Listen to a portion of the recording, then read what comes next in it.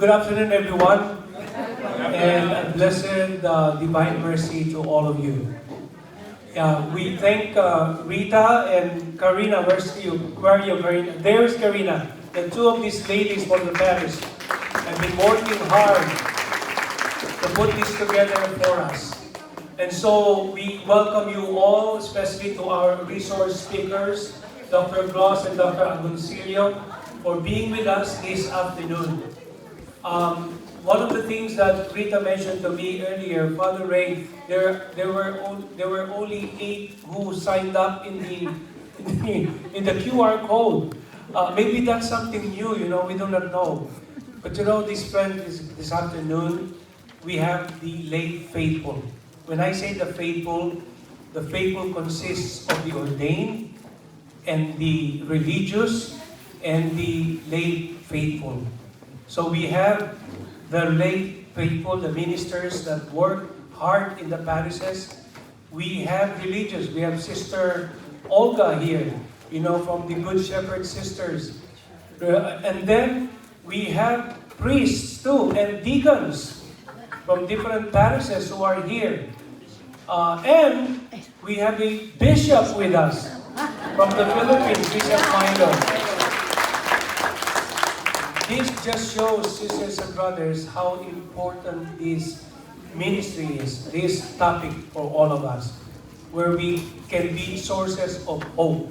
So this idea gave birth to our Jubilee journey. We are embarking together, the Jubilee Year of Hope. And so we thought of, why don't we explore the avenue of healing and where we can be a source of comfort, source of inspiration, and hope for everyone. And which is why this is today is called the Hope and Healing, a day of dealing with grief and caring for the bereaved. And before Pope Francis, he probably knew this, that will happen to him, whom we are mourning. When he opened the Jubilee doors in Rome at December of 2024 to start the Holy Year, he had asked someone to make sure there is a song that will resonate this beautiful theme of hope. And we are going to learn that song today. It was sang the first time the Porta Santa of Rome was opened. And each time the 3 other doors in Rome were opened, this hymn was the one that was sung as the Pope entered the door. And you look at the words, they're so meaningful. It will be our prayer. It will be a way of appreciating Pope Francis for this gift of music and song that he approved to be sung in all languages, but we're going to learn today the English version of it. And so, Jenny is so kind enough to lead us, and also Jackie, one of our catechists, who will portray for us some hand movements so we can feel the song as we are able to pray. So first of all, let us learn the music of the song. Awesome. So first we'll go over the sign language. So if everyone can see Jackie here, we'll go over line by line. And there's the paper on the table, but you might not be able to do the sign language. We'll do sign language for the course. So the first line is, like a flame, my hope is burning. So everyone together. Like a flame, my heart, my hope is burning. Burning in your heart. Okay, next line is, may my song, Sign for song. may my song arise to you. Source of life. Is the source of life. So this is the sign for source. We put it up. Source. Source of life. Life. Life. That has no ending. No ending. On life's path, Life. Path. I trust in you. I So we'll try that all together with the music. Like a flame, my hope is burning. May my song arise to you. Very good. Source of life that has no ending. On life's path I trust in you. So let us be this prayer, and let's all stand together.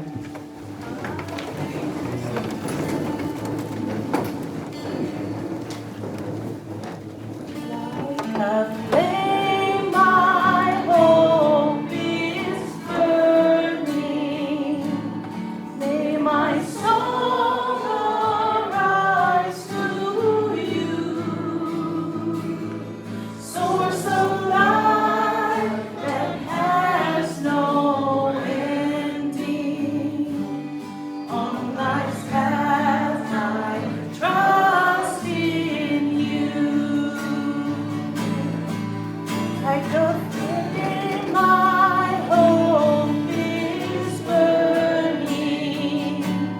May my song arise to you.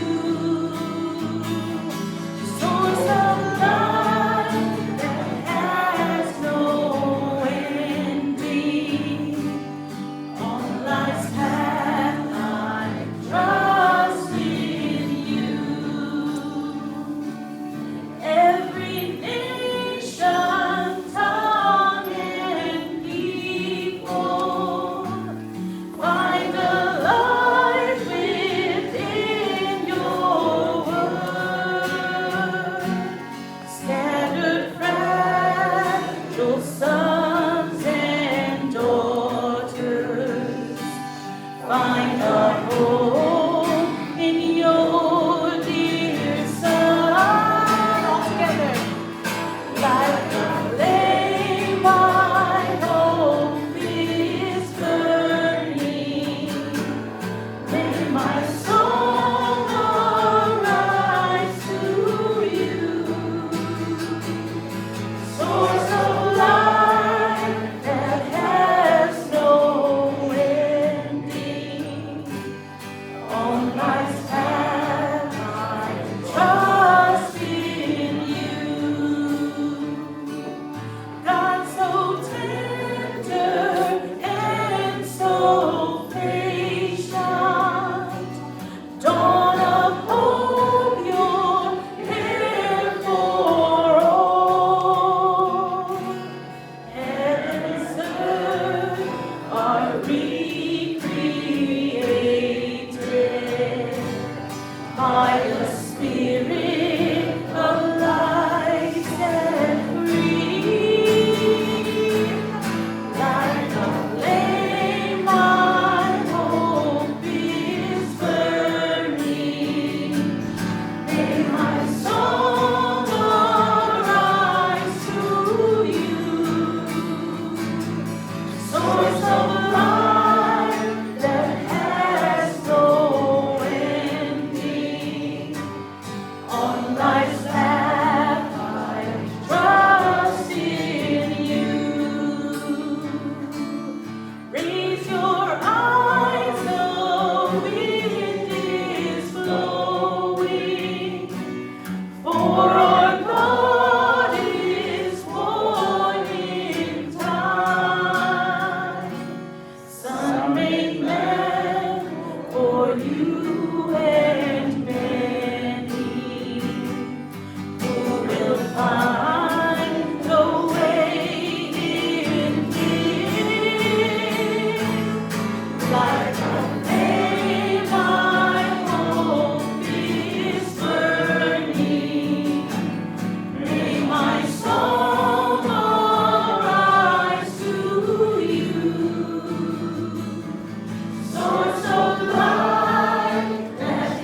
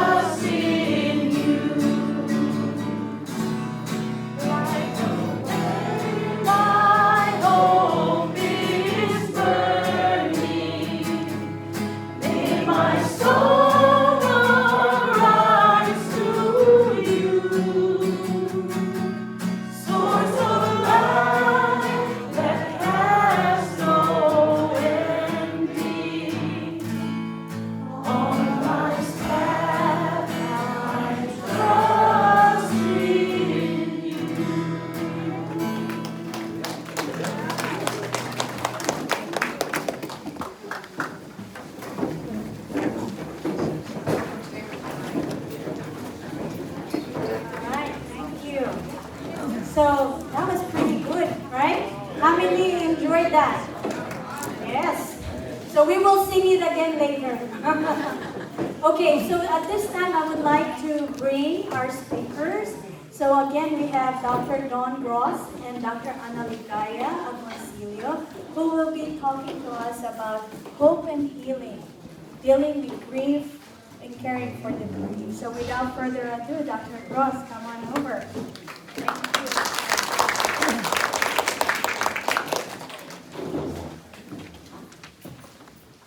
Hello. In the back, can you hear me? Yes. In the back over here, can you hear me? There we go. Is there anyone you won't be able to hear me because you need sign language? That was so beautiful. To sign a song I've never heard before, that was really moving. So thank you for that experience. I really appreciate that. I'm so in awe of your being here for this topic. My intention, our intention, is that what you get to experience with each other today will not only make a difference for you individually, it will also make a difference for the people who are not able to be in this room with us right now. And we're going to offer you perhaps some new language, like the sign language was a new experience for me. We're going to offer you something that I think will be a new experience for you in how to consider grief with this new language that may open up a new way to also allow for healing, perhaps even to support healing in a new way. And then we're going to offer you, after a few-minute break, an experiential way to explore what we're sharing. And we're going to do that in two different parts. One that has materials on the table now, one that will have additional materials provided a little bit later. So some action that we're going to be inviting you to engage with that you can anticipate. And then after that, I hope that you will continue to be in conversation with each other, with all sorts of people around the room that are not just at your table. Okay? Any questions about what we have in store? Okay. So, as this title suggests, I'm going to offer you a new context for how I think about grief. And just a tiny bit about me and why this matters to me, and why it's such an honor to get to share it with you. So in addition to being what you could read in the beautiful bio, as a hospice and palliative care doctor, I care for a lot of people who are approaching the end of life, who die, and then supporting the people around them who love them. Before I took on that practice, that specialty that I am so honored to get to do, I was a different kind of doctor. I was what's called a hematologist, a bone marrow transplant doctor. So taking care of people very ill, typically. They have a cancer of their blood, and they're looking for ways to have that cancer go away, to be healed. And I started to notice that in caring for people with this type of illness, or these collection of illnesses, it's not just one, there was something else I was experiencing and I was observing other people experiencing. And so as I was caring for people that were approaching the end of life, but people weren't really talking about it, my own life, I was having a parallel experience. My father became terminally ill with cancer. And so as I would go to his appointments as his daughter, and then I would go and see people coming to see me as their doctor,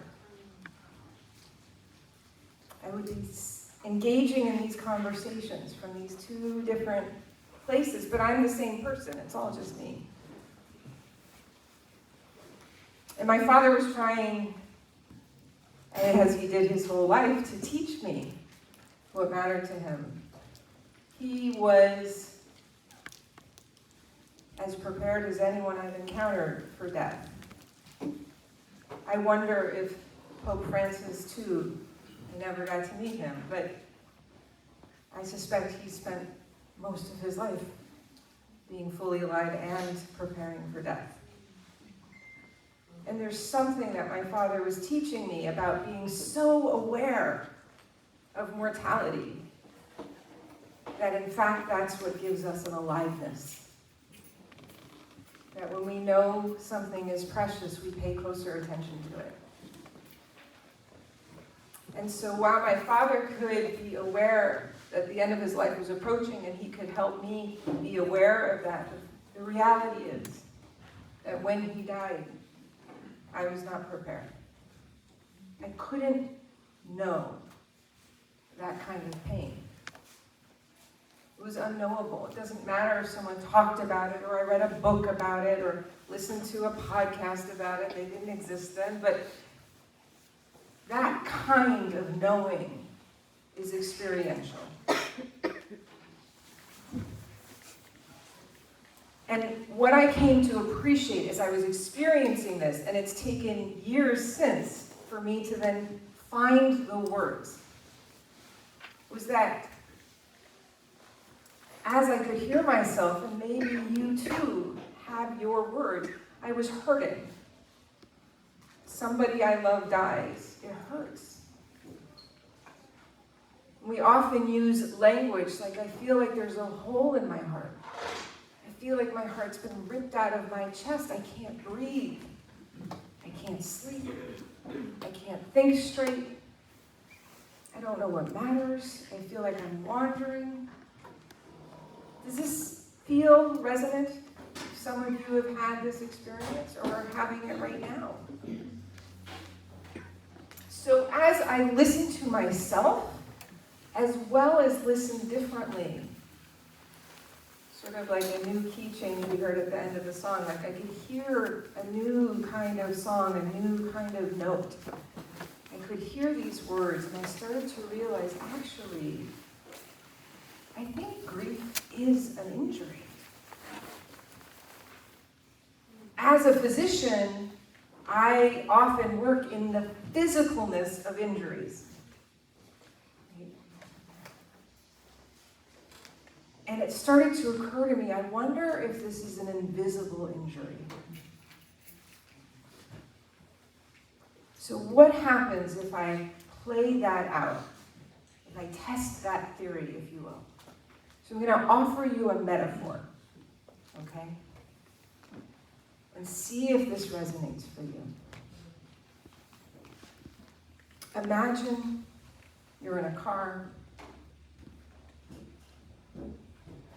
and you get hit from the side. And depending on how violent that hit is, how fast things are going, you may get thrown from the car. You're on the pavement. And as you get your bearings and you look around and you try to stand up, you realize, ouch, I can't. And you look down and you can see quite clearly your leg is broken. You don't need a doctor to tell you it. It's that clear. You're like, whoa, okay.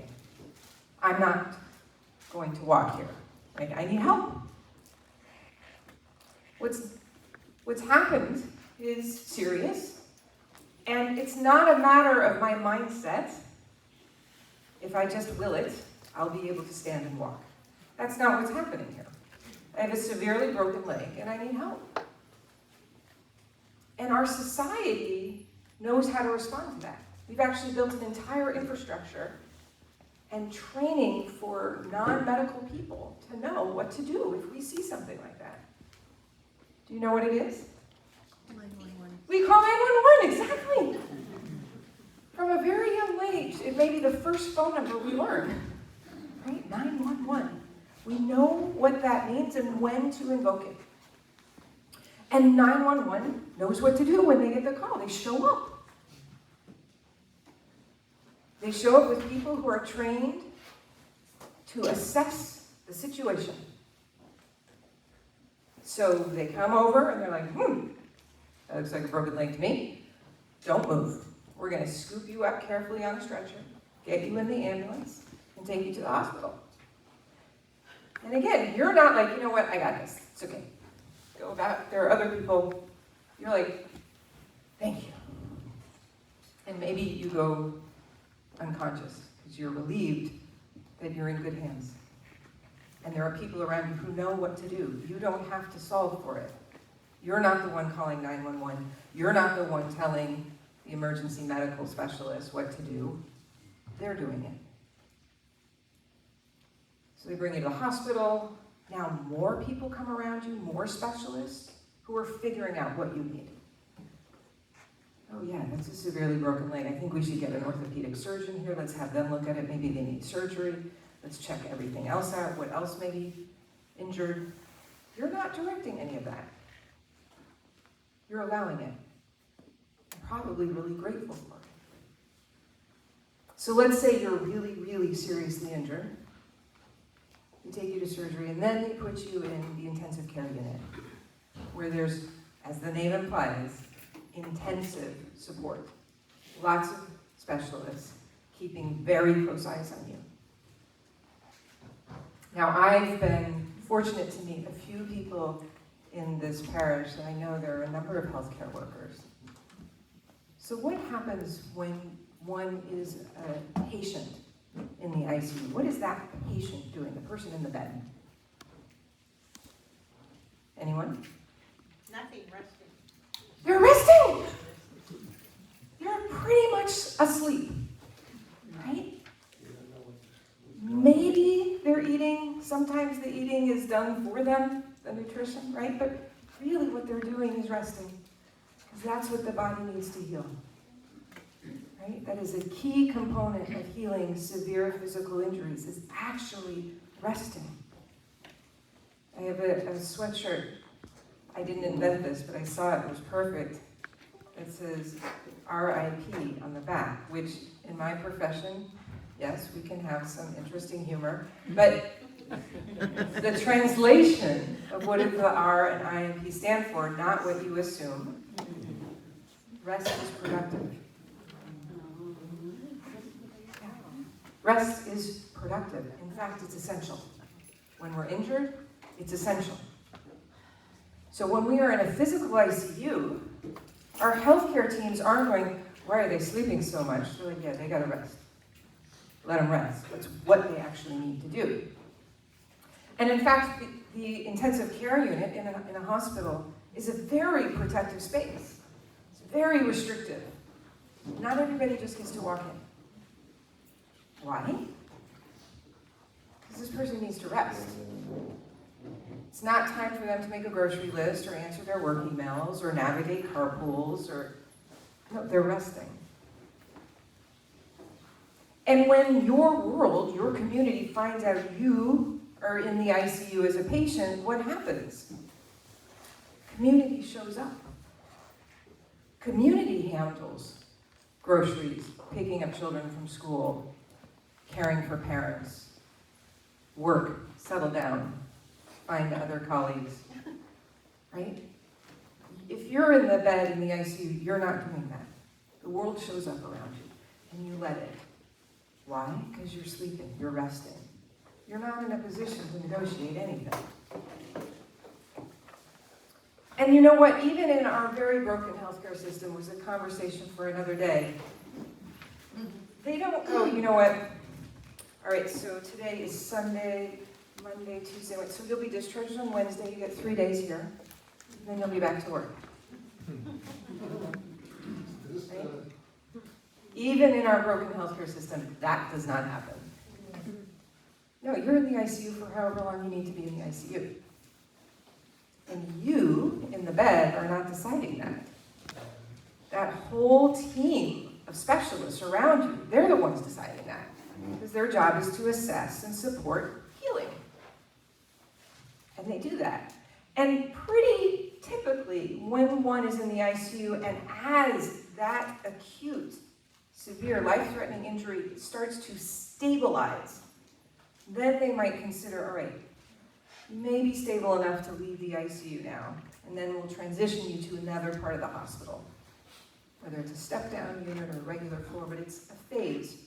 It's not like you go from ICU 3 days, you're healed, back to work. It doesn't happen. It's just not how it happens. And we all know that. You don't need to go to medical school to know that. You know that as a human being. You've had injuries. They may not have had you be in the ICU. You've had injuries. You've had illnesses. The difference between a cold that sniffles and the difference between COVID, when COVID first came into our lives, pneumonia, any number of illnesses and physical injuries. If anyone here has broken a bone, has anyone here broken a bone? No broken bones. Okay.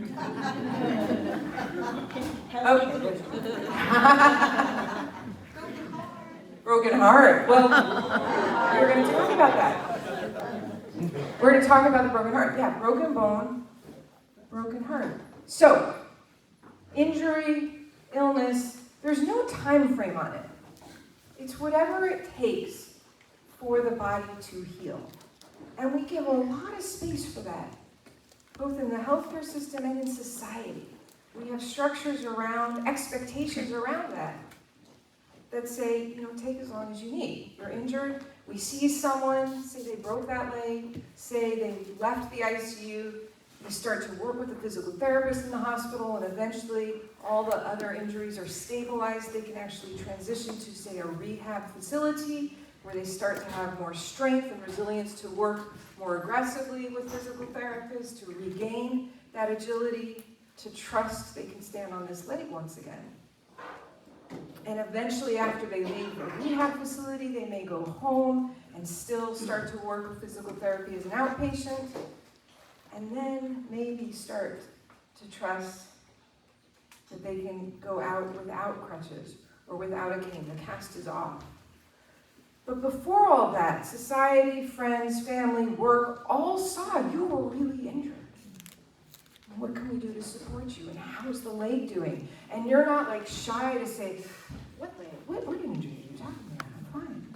You're like, yeah, that was really scary. It was really hard. It still hurts. It still hurts. I kind of have this limp. I'm working on it. I can walk about a block.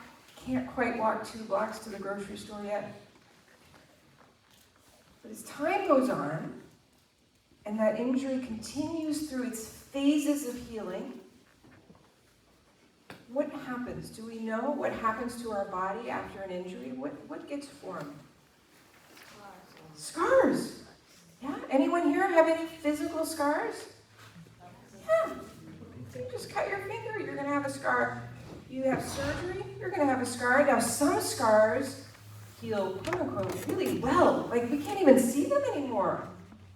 Like, where, I know I had surgery. I don't know where that scar went. And other scars are really pronounced. It's not subtle. We can find it, we see it all the time. But let's say this broken bone, this leg, we've gone through great physical therapy, we've had immense support. It's a year later, maybe even 2. We're just walking around like, I don't even remember which leg I broke. I remember I broke a leg. Was it my left or my right? And then maybe it's a rainy day, maybe something like today, and it can ache a lot more, right? There's something about the pressure of the barometer. We're like, oh yeah, it's this leg. I remember. And then if we look, maybe we'll see the scar, like, yep, it's that leg. And depending on where we touch the scar, it's like, yeah, still tender. There's just something about it, still tender. And years go by, and we're running marathons, or, playing soccer, or basketball, or whatever, like, we're using this leg again. But is it like it was before it was broken? No. There's a scar. Could it be as strong? Sure. Maybe they put a metal rod in it, I don't know. It could be super strong, and there will always be tenderness. Depending on just how you touch it or what the day is like, there's tenderness there, because there's a scar. So let's translate that now into the broken heart. to the invisible injury.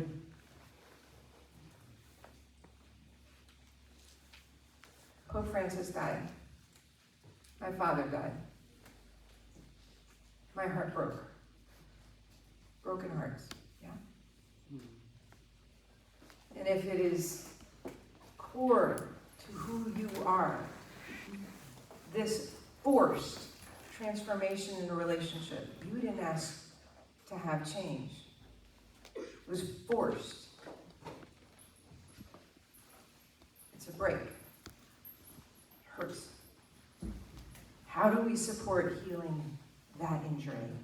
Where is the 911 for the broken heart? Where is the ICU? And who are the teams of specialists coming to assess? Oh, you know, that broken heart, that's more like a stubbed toe injury. You're okay. You don't need 911 or ICU. You'll be fine. Just rub it. Let's get it some ice. Versus, no, that's life-threatening.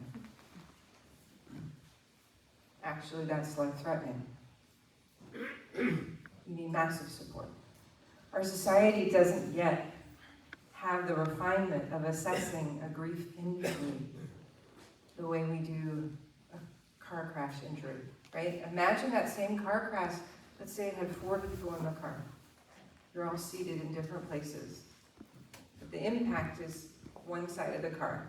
So depending on where you're seated, where that impact is everyone thrown from the car? Probably not. And depending on your own health situation, someone is young and healthy and another person is more frail and older, has other conditions, maybe already has some broken bones, they're just in the process of healing. How does that same impact of a car crash affect each individual? It's not the same.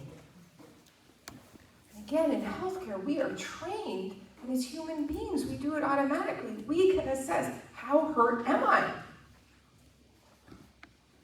Is it just a stubbed toe? Did I actually break my toe? We allow ourselves, we think this way, we give ourselves so much space and grace and infrastructure and support for the visible injuries. But the grief injuries, these invisible ones, if you work in a large corporation, maybe they have something called bereavement leave, yeah? And they may qualify it. If it's a spouse or a child or a parent, you may access bereavement leave. And that bereavement leave will last maybe 3 days, maybe 5 if you're actually lucky. What injury of significance that would land you in the ICU is healed in 3 or 5 days? None. There isn't one. Why do we think grief is different? Furthermore, what does society tell us about grief?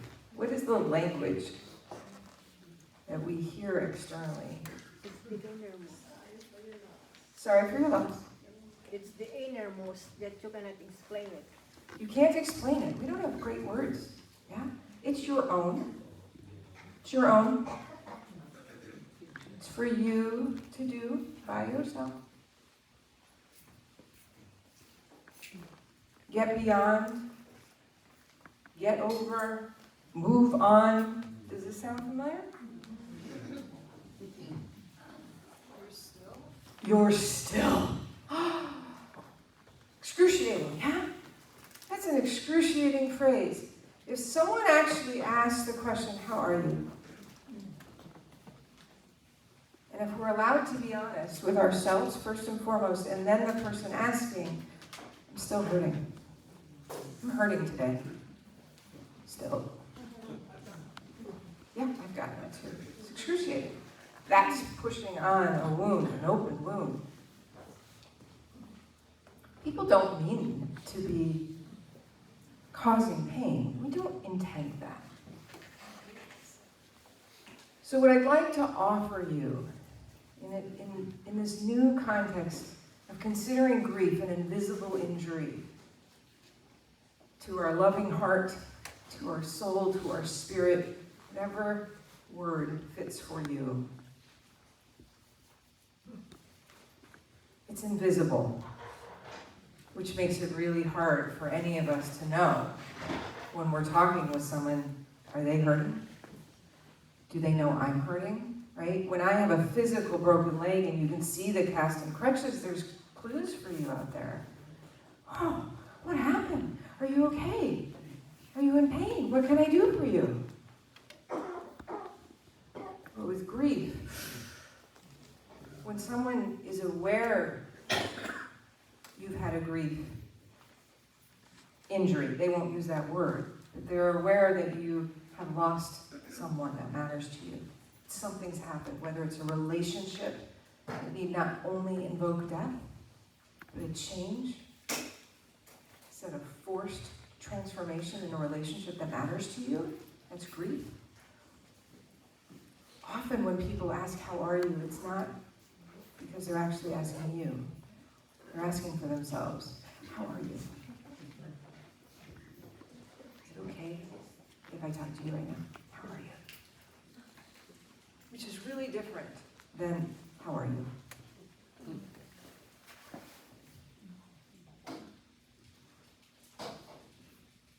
I call that distinction fluency in grief.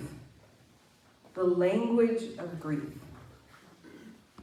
Again, it's experiential. You can't learn grief from a book. You can't learn it from me talking today.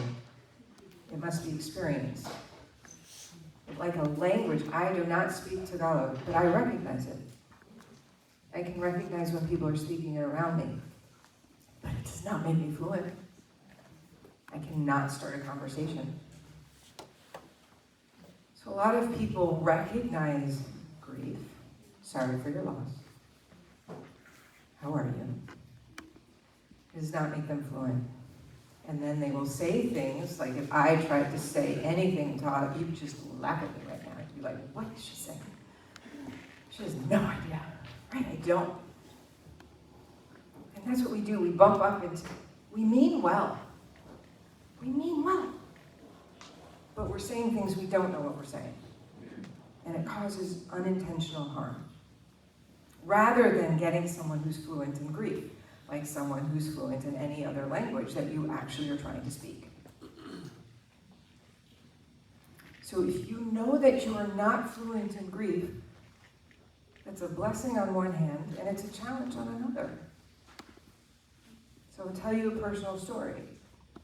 As my father's approaching the end of his life, again, we know he's speaking openly about it. He's guiding us.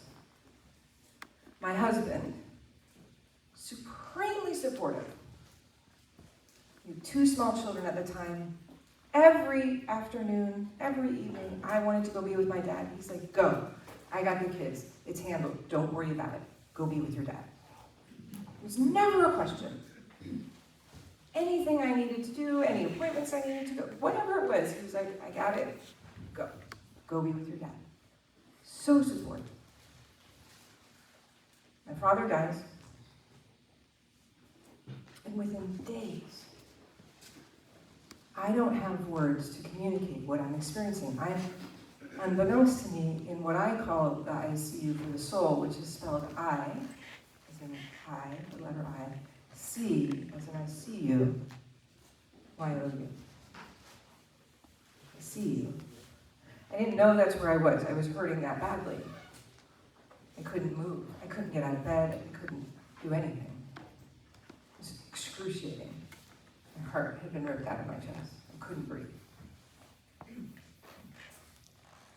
It wasn't that suddenly my husband didn't care about me and didn't love me, hardly. We no longer had shared language. He didn't know this injury. His parents are still alive. And I didn't have language to explain it. Didn't. And so we'd be butting heads, like, can't you see? Why don't you understand? And it'd be like if any of you tried to have a conversation with me right now, this same conversation, but you're speaking not in English. You're speaking any other language. I won't understand you.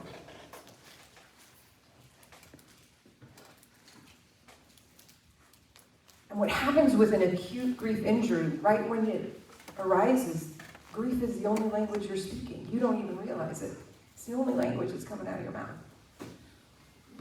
And so people closest to you, like my husband, who is not fluent in this language, doesn't understand what I'm saying, and anything he's saying makes no sense to me. And so this whole new fracture, this whole new injury is showing up. So I find myself turning somewhere for support. I found a grief group. I found a grief counselor. And she asked why I was there. Why did I want to join a grief group? I didn't even understand what a grief group would do. I wasn't even sure that it would help me, but I just knew stuff was not working. Things were getting worse. I was feeling horrible. I was in pain, and now I had a whole new pain on top of it. I can't even speak to the person closest to me. What's going on? And here's what this person shared with me. She asked if my husband if his parents were still living, and they are. And she says, here's the thing, Dawn. You've just entered into a club you never asked to be a member of. And no matter how hard you try to show your husband the door, he can't come in. That revelation and that relief wasn't something wrong with me. It wasn't something wrong with what I was saying or feeling. And there was nothing wrong with him in his inability to hear what I was trying to say or to understand what I was feeling. He couldn't come in. And then I had this other, revelatory moment. I have given birth. I've been pregnant. How many other females in here have been pregnant and given birth? Have you tried to talk to your male partner about that experience? Doesn't go very well, does it? It's sort of a silly thing to do. Why on earth would we think a male partner should understand that experience?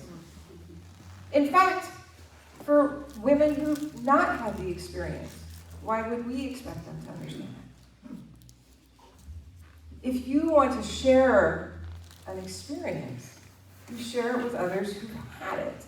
Not because their experience is the same. Rather, it's that because we have a shared experience, we know how profoundly different they are. We have immense space and grace for it.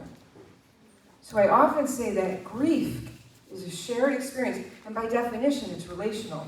You don't grieve something outside of a relationship. It's a forced transformation in a relationship. But every single grief injury is uniquely our own. And people who have grief injuries know that inherently. We would never use language of, I know exactly how you're feeling. But they do. They're not fluent. It is a key distinction of someone who is fluent in grief and someone who is not. I could read and take classes in other languages, and I've tried.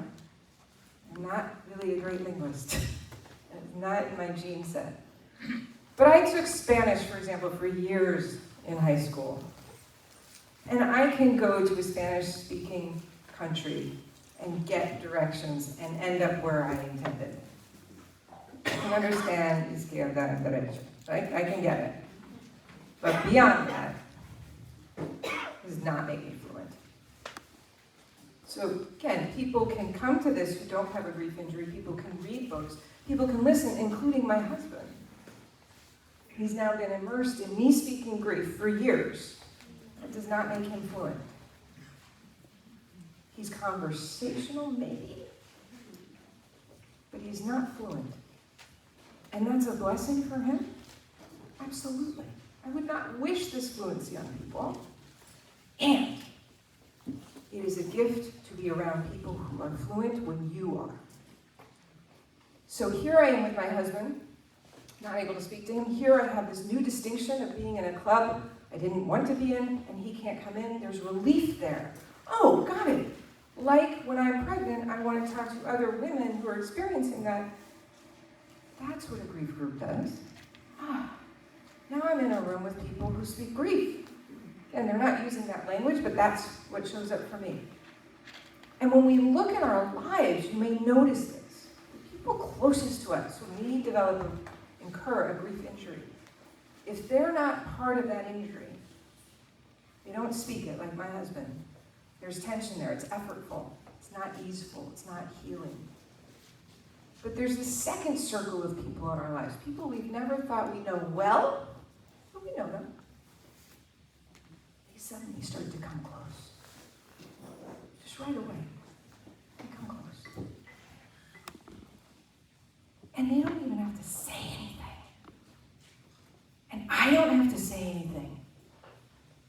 And yet somehow it feels good to be in their presence. It's because they're fluent. And one of the most key healing modalities of an invisible injury, of a broken heart, as compared to surgery for a broken bone, is being seen. That's the healing balm. Can I just be? And we often use that qualifier, just. Not to diminish it, because it is not easy to just be. As human beings, we tend to really like to fix and solve things. I hear you're hurting, how can I make that better? Right? As doctors, oh my gosh, it's all about fixing and solving. The gift of being, witnessing, listening, that's what heals grief. It does not heal it overnight. Just like being in the ICU one night, unlikely that you are healed. It takes time. There are phases, which is different than the stages of grief you may have heard of. I'm not talking about that. It takes time and phases of healing for things to come together to form a scar. We are not getting over grief. We are not getting past grief. We are not moving on. What actually allows us to heal is to intend and get the support of forming a resilient scar. A scar that allows us to stay mobile and engaged in life once that acute injury has stabilized. Listen, if you fell off a curb and you went to your local urgent care emergency room, you were limping, you're like, you know what, I just fell. I'm worried I broke a bone. And if the doctor said to you, oh, got it, okay, you know what, come back in 6 months. If you're still limping, then we'll take a look. Lose my license, right? Completely lose my license. It's malpractice. Our training is to assess. How do we assess? We hear the story, what happened, how high was the curb, what hit the ground. Then we physically look. Let's have a look. Let's do the exam. Do I see anything? Does this hurt if I touch here and here? Then we do an x-ray. And even if the x-ray comes back negative, we know sometimes it takes time for that fracture to show up. We're going to have you come back in a week, but in the meantime, we're going to stabilize this. We're going to give you some support. We're going to tell you to keep your weight off of it. We're assessing and supporting right away. And we reassess. And we transform the support. If in fact it was broken, we may change the cast.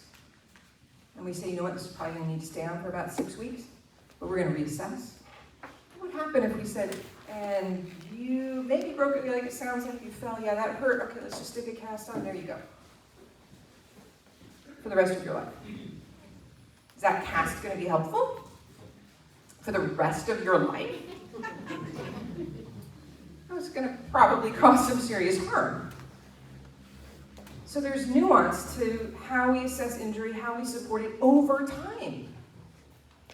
Same is possible with grief. What we need in the moment of that injury is first to assess it. Not based on the relationship. Was it your parent, your child, your sibling? That is not the assessment. Listen, you can fall off a curb and break 3 bones in your ankle like that. You can fall 2 floors from a house and walk away. How you fall, what you fall from, this is not sufficient information to assess the injury. We have to do the actual assessment. It's information, but it is not the totality. There are plenty of people on the planet who do not have a loving relationship with their parents. But they have a deeply loving relationship with their dog. I mean that seriously. That's true. Absolutely. Is there any corporate work environment that gives bereavement leave for a dog's death? Not yet. I love that answer. Because we are the people that change that. Why wouldn't we?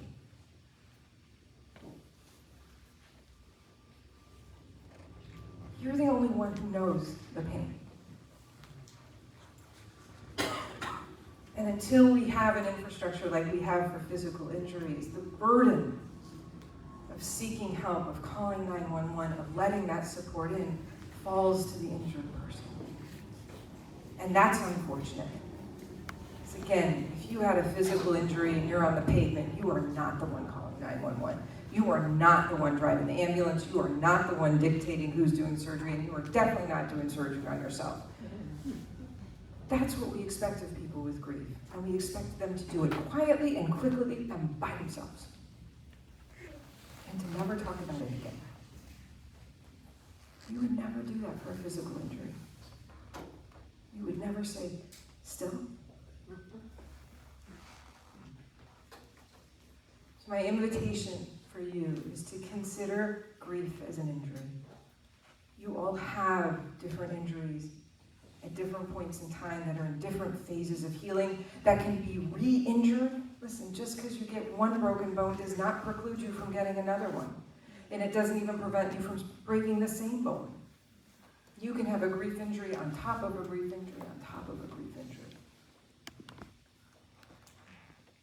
What I hope, just from this brief introduction, is the possibility of giving yourself permission and grace, giving the people in your lives permission and grace to speak the pain, and then to consider how we can show up for that healing. And if you are not fluent in grief, that is not a failure on your part. It is a blessing. And just like you don't want to say, go talk to Dawn if you speak Tagalog, she'll help you figure out everything, that would be harmful. It won't help you at all. You won't find someone who's fluent. Here's how I can help you.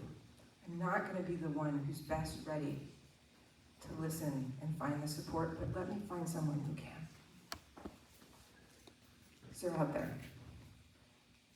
A grief group may be it, but it may not be in that moment, or it may not be that grief group, just like every cast is different. It's not one size fits all, and there are times where the cast does not belong there, or it's not time yet. So you need someone who can help assess, who can help listen, who can help translate, who can be. Knowing what you can offer, and it's just as important as knowing what you cannot.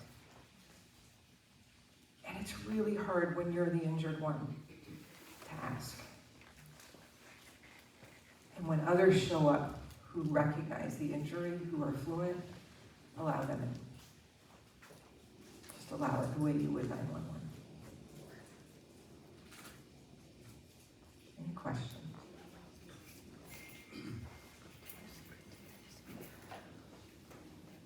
Not a single question. This made perfect sense to you. Yes. Assault, did you say? The word assault comes to mind. Your soul and assault. Because of some things that have happened when you have a grief injury, is that what you're talking about? That how the world, how people may interact with you can feel like an assault? Or No, I think it's the way that, the way my father died, and the circumstances surrounding it. To me, that became, it feels, and it's been feeling like this. so the circumstances around how someone, a relationship that means something to you, you care about, how that transformation happened, that forced, undesired, unrequested transformation in your relationship happened is an assault. Feels like an assault. Yeah. And if we do not tend to that injury, we get massive injury. Think about it. Massive injury, physical injury. Broken leg. And if we just let it be there, just let it. What's going to happen to it? Going to lose it. I mean, bad stuff, right? It's going to get infected. Even if the bone can find its way back together, our bones are built to do that, sort of. But it probably will do it pretty crooked. But it's back together. But I'll limp forever. Will it be as strong? Will it be less painful than if we supported it? So knowing we have an open wound that's invisible is a scream for this needs healing. Yeah. And this kind of injury doesn't heal by itself. It's going to stay open. Grief injuries stay open if we do not find a way to allow ourselves to be witnessed. It can be one-on-one. It need not be with humans. There are other beings. There are other ways to be seen. I don't want to say there's only one way, hardly. But recognizing that that's necessary and that it likely is going to evolve over time what one needs. Just like a physical injury, there are different phases of healing. It needs different types of attention. But the first thing is to notice if you're hurting, don't let yourself be alone. That's not how this heals. I actually think a lot of the trauma that's in people walking around the planet is untended to grief injuries that have just been left gaping. So we have an opportunity to attend to that. Again, it doesn't mean you individually are the person. You may not be fluent, but you can start paying attention. And so the one other thing I'll offer, and then we'll pause. If anyone wishes. So, in Queen Victoria's time, she suffered a massive invisible grief injury that was actually visible to the entire kingdom, which was when her husband died. Devastated her for the rest of her life. She wore black the rest of her life with intention. She was in mourning. She actually invented something called mourning jewelry. It became an entire movement in the Victorian era of people creating jewelry that had their loved one's name on it. Actually would have often lockets filled with hair of the loved one who died. Became very elaborate. If you've seen any of these, these whole landscapes created from woven hair of a person who's died. They're extraordinary.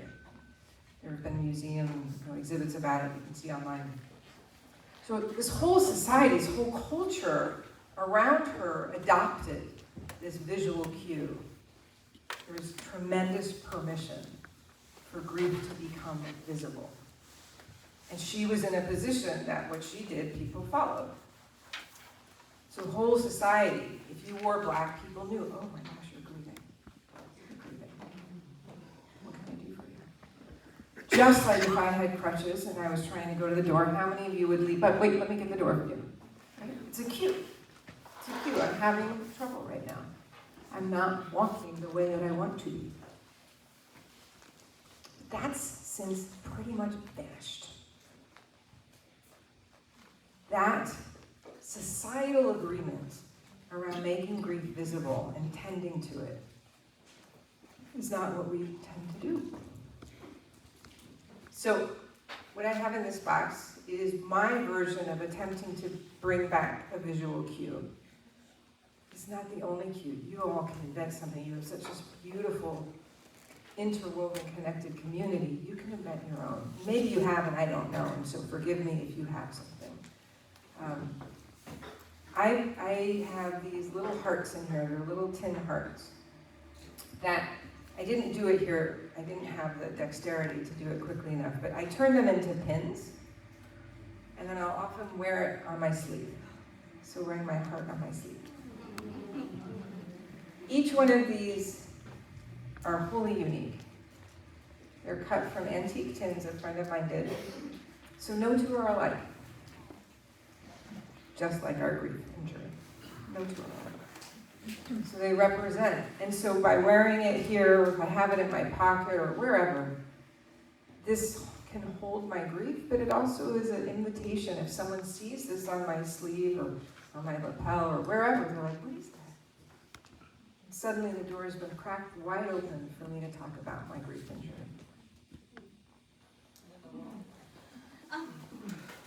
then someone else will walk in. So, I have a container of them. So you can either get a magnet and then you just turn it into a little magnet because they're tin, they stick to magnets. Or if you're more crafty, you can put a little hole in it and put a little ring through it and make it a pin. Or do whatever you want with it. And pass it along to someone if you know someone's grieving. It's a way to say, I see you. I see you.